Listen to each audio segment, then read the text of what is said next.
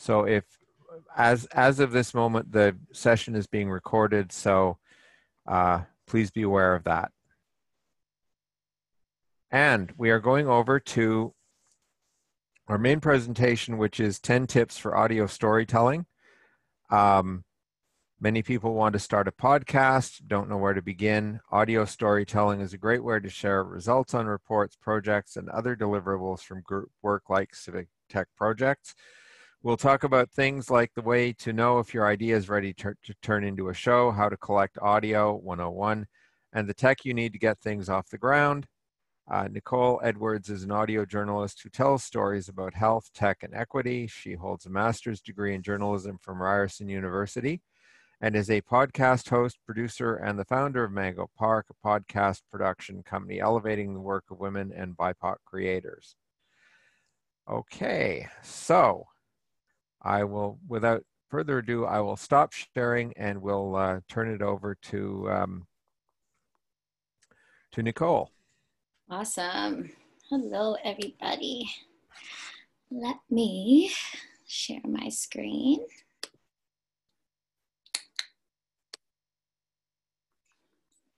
Can you see? Well, right on cue. This is my dog Bear, and he will probably make appearances intermittently throughout our time together today. Okay, can you see my screen? Yeah? Okay, yep. Cool. Can you see my notes or just my window? It's your screen. We can see your window. Okay, awesome. Yeah. So hello, I'm really excited to be here and talk to you all tonight about how to start a podcast or how to leverage audio work when you're telling the story of your work. So tonight we'll cover some of the basics like how to turn a broad idea into a specific story, a few things to consider when you're thinking about formatting for an episode, and then we'll also get into some of the tech involved too, including what you should invest in and what you can get away with using the free version of. But before we do all that, I'll tell you a bit more about myself. So my name's Nicole, and I discovered podcasts in around 2014. I don't know if anybody else here uses SoundCloud to find music, but I really love rap. And back then, SoundCloud was like the platform that a lot of artists were using to get their work out there, because you can upload tracks for free. So while searching for my favorite type of music, I started to discover podcasts through that platform too. And my interest kind of started to go from there. And it kind of blossomed into a bit of an obsession. I really became fixated on how I could start making shows of my own. So I enrolled into the Masters of Journalism program at Ryerson and specialized in audio production. And since then, I've worked on independent shows, and I've also supported shows at networks like TVO. And I'm the co-founder of a new podcast production team called Mango Park that works with racialized creators to get their shows off the ground. And I'm also the communications coordinator at Code for Canada, which is a nonprofit that many of you may be familiar with, a big part of the civic tech community, and that's how I found my way to all of you here tonight.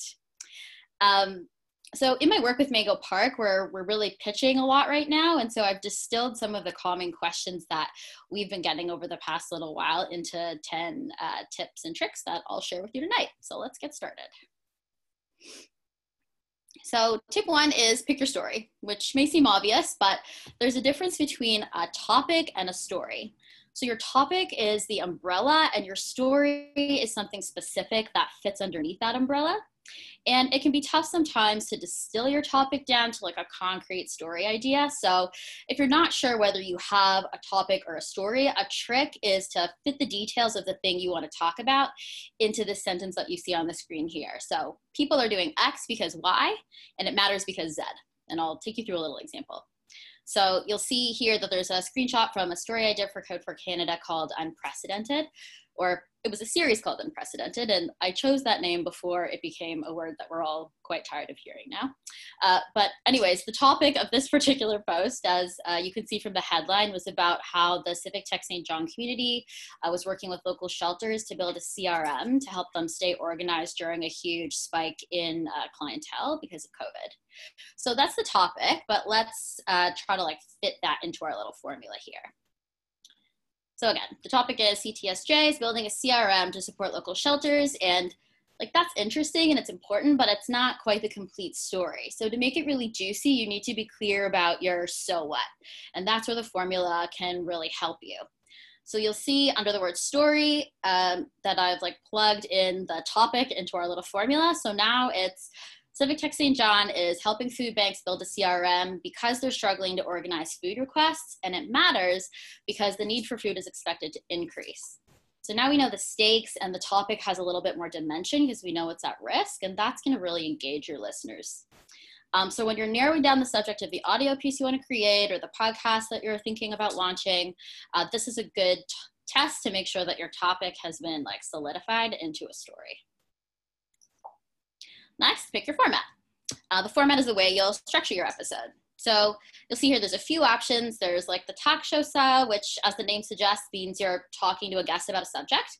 And a great example of that, if you're not sure what that might sound like, is SciComm and Civic Tech, which is a podcast by Gordon Ruby from Civic Tech Vancouver. And he sits down and has conversations with really interesting people. And it's a great show and like a simple format to adopt if you're a beginner. And for those of you here tonight who aren't necessarily looking to start a whole show, but just want to leverage audio to tell the story of your project, a mini doc might be a good format for you. That's just like a one-off episode. So it's not a series, it's just like a single release. And you'll tell the story of your project from start to finish. And if you'd like examples of that, CBC has a collection called the Doc Project, and they're really, really beautiful pieces of work.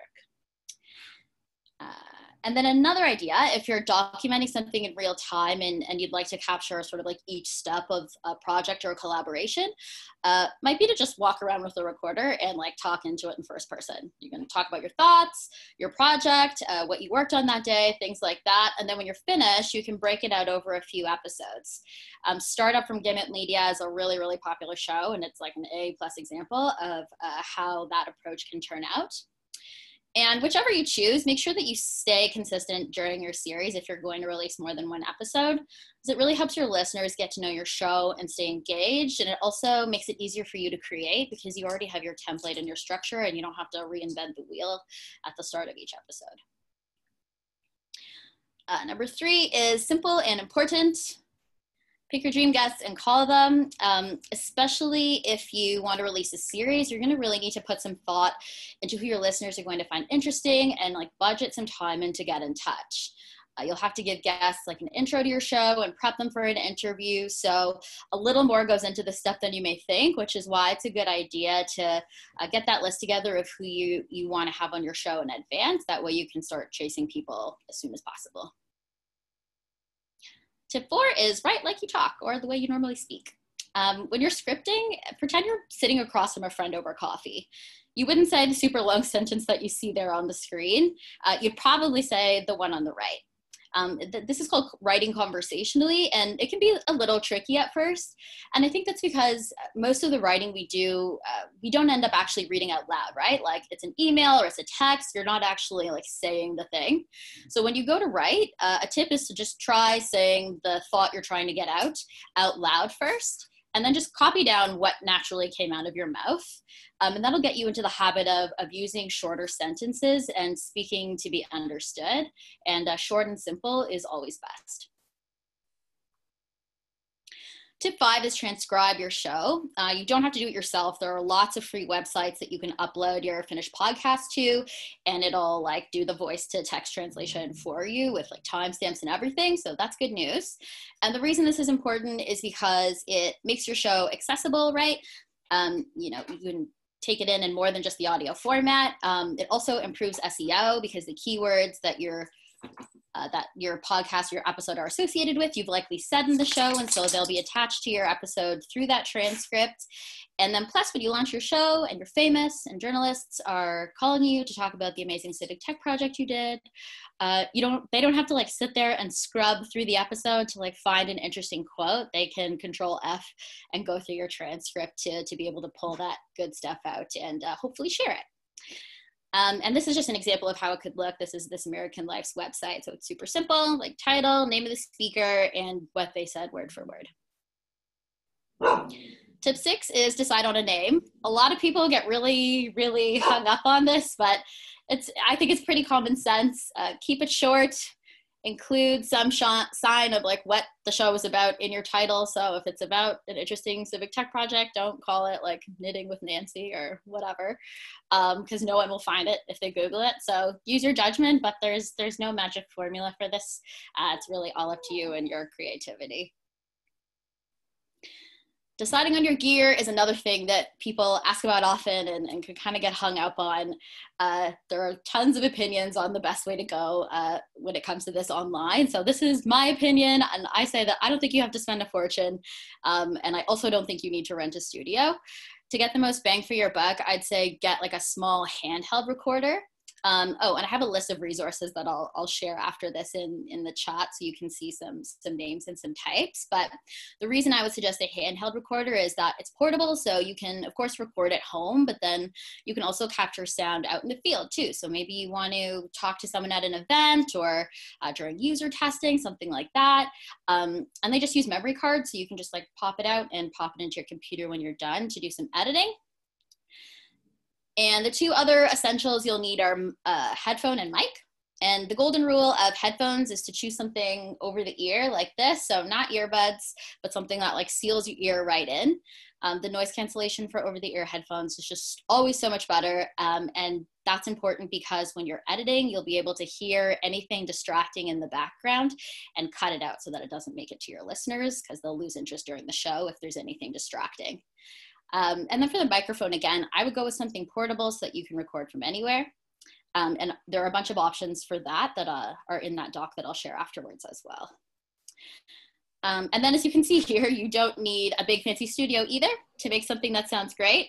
That photo at the top is Ira Glass, who's probably the most famous person in like the history of radio. He's the host of This American Life. And you can see he's made some space between some shirts in his closet, and he's called it a studio, and his podcast goes out to millions and millions of people every week, and that suits him just fine when in a pinch. I personally prefer the setup below. I've done that many times, like sat on my bed and put a comforter over my head and like got my iPod out with my script on it, put my headphones on, get your mic ready, and you can take it away. That's really all you need.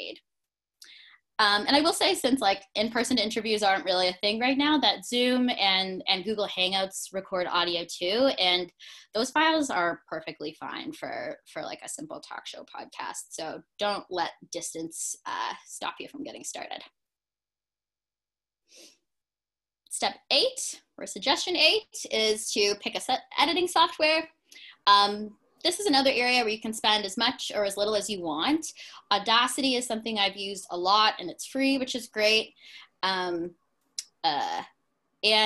there's paid alternatives like Adobe or Pro Tools that I would suggest if you're thinking that you want to create something more complicated, something that's got like a lot of layers of sound, because those programs are a little more intuitive. So if you're thinking of spending money anywhere, I would spend it there, and you can get them like on a subscription basis. So you could just rent it for the amount of time that you need to create what you're creating. Step 9 is pick a hosting platform. The hosting platform is where you actually like upload the episodes, and then that's what pushes the episodes to the places that you go to listen to them, like Apple Podcasts or Stitcher or Spotify. The fee for this varies depending on how much you're asking them to host. So it can be anywhere from like $10 a month to $100 a month, depending on how many seasons of a show you're uploading. And if you're not thinking that you want to, again, do like a whole series, and you're thinking maybe you just want to use audio to leverage in a project that you're sharing out, you can also, as I said at the beginning, use SoundCloud. It's free, and you can edit it, you can like adapt it and customize it, add photos and things like that, and you can embed it right into bigger projects, blog posts, things like that, and it works just as well, except for that it won't show up on an app. So if your dream is to kind of like see your podcast in iTunes or Apple Music, you'll have to splurge to host it on a platform.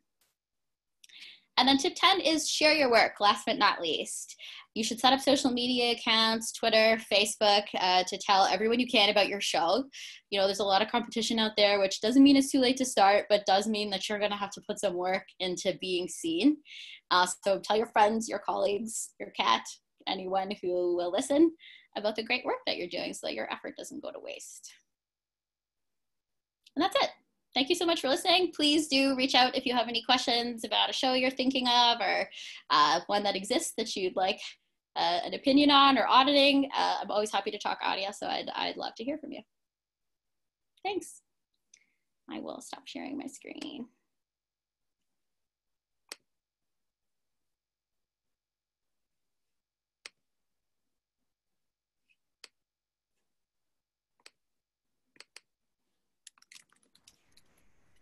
Thank you very much indeed. Yes. I think we might have, I'm pretty sure we have time for questions. We do have time for questions. So if anybody has a question, as before, please drop a Q in the chat, and I'll call on you from there.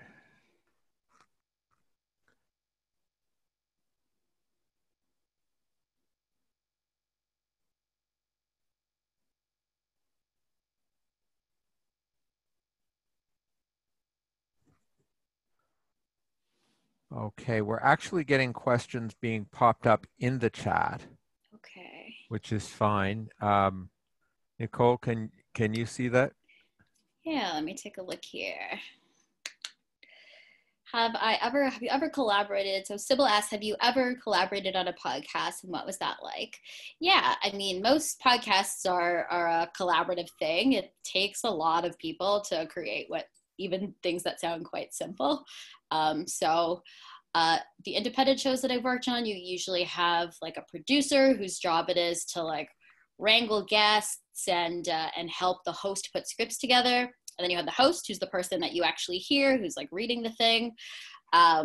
And then lots of associate producers. So something like the news, like you have people out in the field who are like running up to someone at a protest with a microphone and like gathering that tape to bring back to the studio. So there are a lot of moving parts to a lot of shows. And in my experience, at least on the indie shows I've worked on, we like write scripts in Google Docs and like lots of shareable tools like that, so that everybody can see what's happening in real time and access things as they need it. But yeah, that's a little snapshot of what the collaborative process could look like. What else do we have here?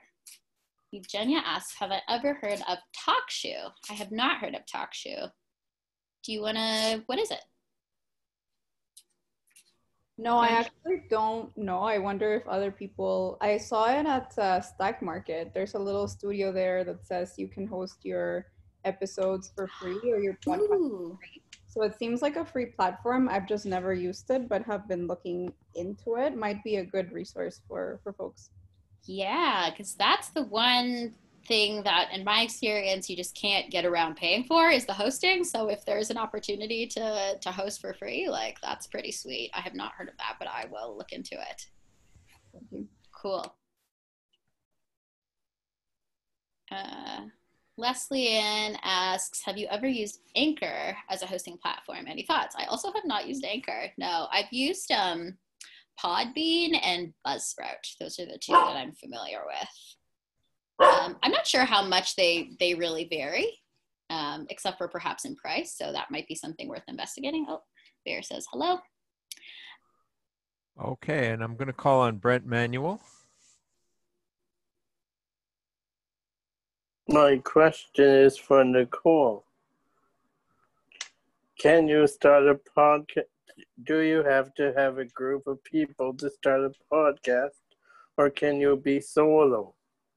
You could totally be solo. You could totally be solo. This is a great time to work on one, especially if you're like me and you kind of live alone, because what else do you have to do? You should start a podcast. You're solo at your house. You've got some peace and quiet. Like, now's the time, if you're interested, to absolutely dive in. But yeah, you can do it solo. There are lots of really awesome examples of people sharing personal stories that are kind of in first person, and it's just one person taking you on a journey. One that comes to mind is LAist. There's a podcast called, I think it's called City I Love or California Love, but it's about a guy who grew up in California, and it's told in first person, and it's just about all the wild adventures that he went on in his youth, and it's fantastic. And yeah, it's just him. So And you totally could. one additional question Sure. for you. Do you know of any podcast about accessibility or disability issues? Good question. Yeah, I know. I actually hosted a show about sex and dating with a chronic illness or disability. So I'll just plug myself and say that, yes, I do know of one. But I think you can host or you can surf different podcast platforms based on subject matter. So I would encourage you, if that's something that you're interested in, to look that way, because I'm sure there's plenty of content out there for sure. Do you know of any in mind? I'm gonna put the link to the one that I hosted in the chat for you. Do you know of any others? Not off the top of my head, no. That's a good question. Not off the top of my head.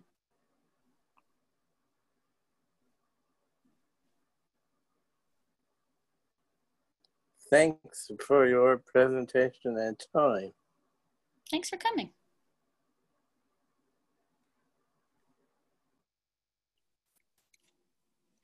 Should I pop back into the Yes, if you wouldn't mind, I'd appreciate it. Sure. Yes, I can share the deck for sure. Syed asked, can Nicole say a little bit more about her main incentive for wanting to start a podcast? Yeah, I think something that I really liked about it was how striking it is to hear, like, to feel like someone's really talking to you. Like, there's something about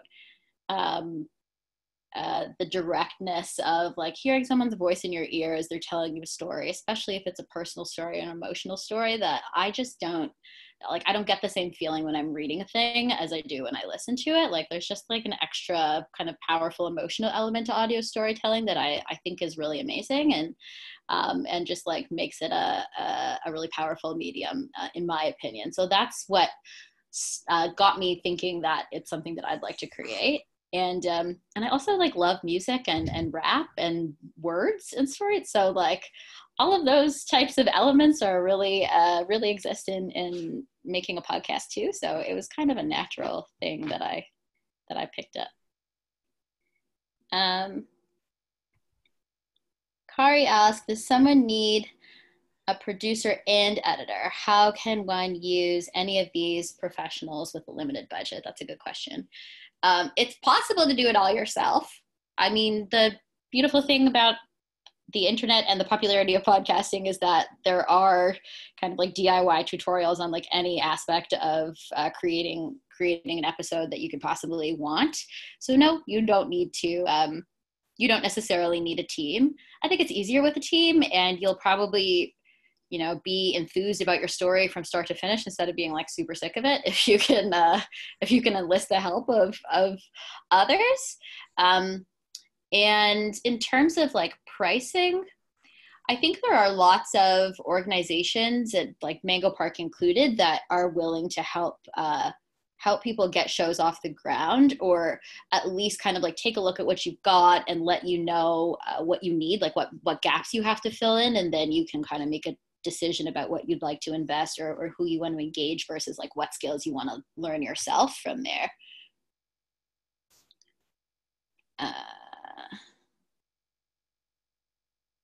Thanks. Yes, no problem. Danny asks, what's the SEO equivalent of podcasts? Many podcasts ask for reviews, but they have thousands of they have to have thousands of reviewers to be at the top. What about podcasts without thousands of followers?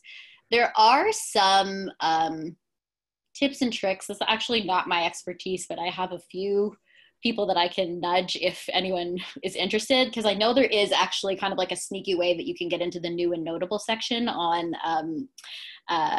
iTunes or Apple Podcasts. But the reviews, like that's why everyone kind of begs you to review and like hit 5 stars or whatever on various platforms, because that is really